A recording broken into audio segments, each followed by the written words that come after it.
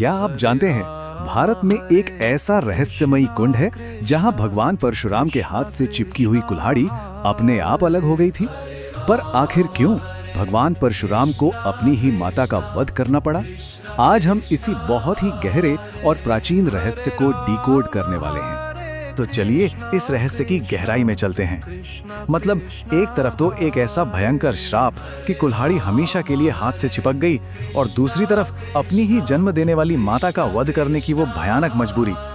ये कोई आम कहानी नहीं है, बल्कि ये धर्म, कर्म और इंसान के कर्तव्यों के बीच फंसे सबसे उलझे हुए सवालों को हमारे सामने रखती है। आखिर ऐसा क्या हुआ था जिसने एक बेटे को इतना कठोर, इतना खौफनाक कदम उठाने पर मजबूर कर दिया? तो शुरुआत करते हैं हमारे पहले खंड से, सतीत्व की शक्ति। अब ऋषि जमदग्नि और उनकी पत्नी माता रेणुका की दुनिया में ना आध्यात्मिक शक्ति का स्तर एकदम अलग ही था।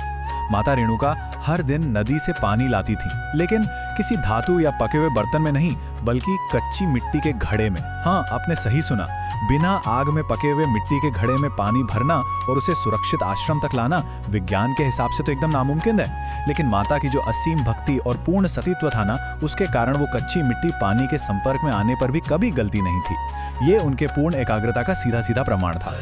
लेकिन फिर कहानी में आता है वो अचानक सा मोड़ जिसने सब कुछ तहस नहस कर दिया। एक दिन नदी के तट पर गंधर्वों का एक समूह जल क्रीड़ा कर रहा था, और सिर्फ एक पल, लिटरली मात्र एक क्षण के लिए माता रेणुका का ध्यान भटक गया। उस एक पल के भटकाव ने उनकी उस अभेद्य आध्यात्मिक ऊर्जा की ढाल को तोड़ दिया। सतीत्व की वो अदृश्य दीवार टूट गई और उसी क्षण वो कच्चा घड़ा चकनाचूर हो गया और सारा पानी बह गया।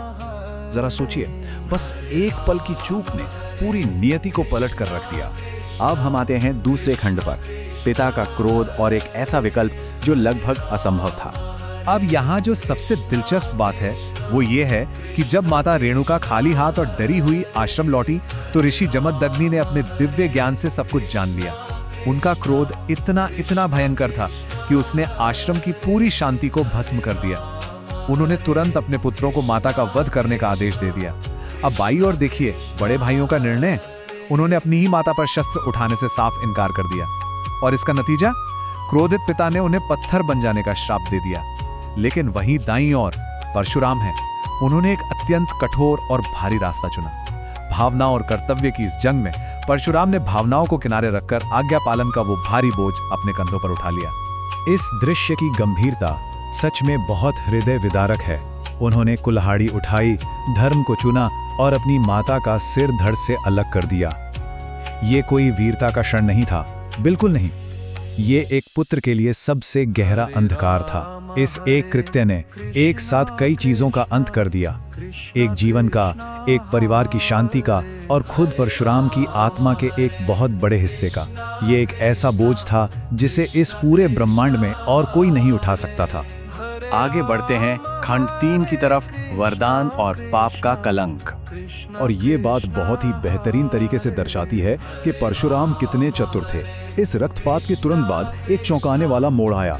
ऋषि जमदग्नि अपने सबसे छोटे पुत्र की इस कठोर आज्ञाकारिता को देखकर शांत हो गए और बहुत प्रसन्न हुए। उन्होंने परशुराम से मनचाहा वरदान मांगने को कहा। अब परशुराम केवल आज्ञाकारी ही नहीं थे, वो बहुत ही बुद्धिमान भी थे। उन्होंने इस मौके का फायदा उठाकर इस पूरी पारिवारिक त्रासदी को ही पलट दिया। पहला कदम, उन्होंने अपनी माता रेणुका को पुनः जीवित करने का वरदान मांगा, और दूसरा कदम, अपने बड़े भाइयों को पत्थर के श्राप से मुक्त करने की प्रार्थना की। उनकी इस चतुराई से सब कुछ पहले जैसा हो गया और परिवार फिर से एक हो गया। लेकिन रुकिए, माता को जीवन दान तो मिल गया, पर पाप का वो भौतिक कलंक अभी भी बाकी था। माता की हत्या का वो जघन्य पाप उस खून से सनी कुल्हाड़ी के रूप में उनके सामने था। वरदान ने मौत को तो टाल दिया था, लेकिन कर्म के जो परिणाम थे वो तो भुगतने ही थे। वो कुल्हाड़ी भगवान परशुराम के हाथ से इतनी मजबूती से जुड़ गई थी जैसे वो मांस और हड्डी का ही हिस्सा बन गई हो। लाख कोशिशों के बाद भी वो हथियार उनके हाथ से अलग ही नहीं हो रहा था। ये उस पाप का एक सजीव, जीता जागता अनुस्मारक था। तो अब आते हैं हमारे चौथे और आखिरी खंड पर, परशुराम कुंड में उनका प्रायश्चित। अब हाथ से चिपकी वो कुल्हाड़ी केवल एक हथियार नहीं थी, बल्कि उनकी आत्मा पर लगा एक बहुत बड़ा बोझ थी। इस पाप से मुक्ति पाने के लिए परशुराम ने एक लंबी और बेहद कठिन तपस्या की शुरुआत की। सालों तक वो बस एक स्थान से दूसरे स्थान भटकते रहे। कठोर तपस्या करते हुए अंत में उनकी ये यात्रा सुदूर पूर्व में अरुणाचल प्रदेश की पहाड़ियों के बीच बहने वाली लोहित नदी के तट पर पहुंची। वहां के शांत और पवित्र माहौल में उन्होंने उस अनजान जल को छुआ और ये सिर्फ एक भौतिक यात्रा का अंत नहीं था, बल्कि ये उनके आध्यात्मिक शुद्धिकरण का चरम बिंदु था।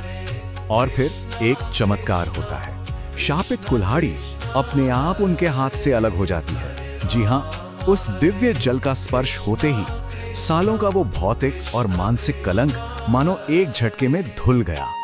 जो कुल्हाड़ी दुनिया की किसी भी शक्ति से अलग नहीं हो रही थी, वो पानी की एक बूंद के स्पर्श से छूटकर गिर गई। वो पूरा का पूरा रहस्य सुलझ गया।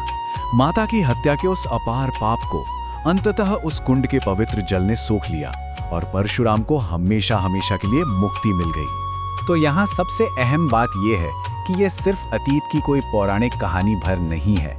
आज भी वो जगह परशुराम कुंड के नाम से जानी जाती है।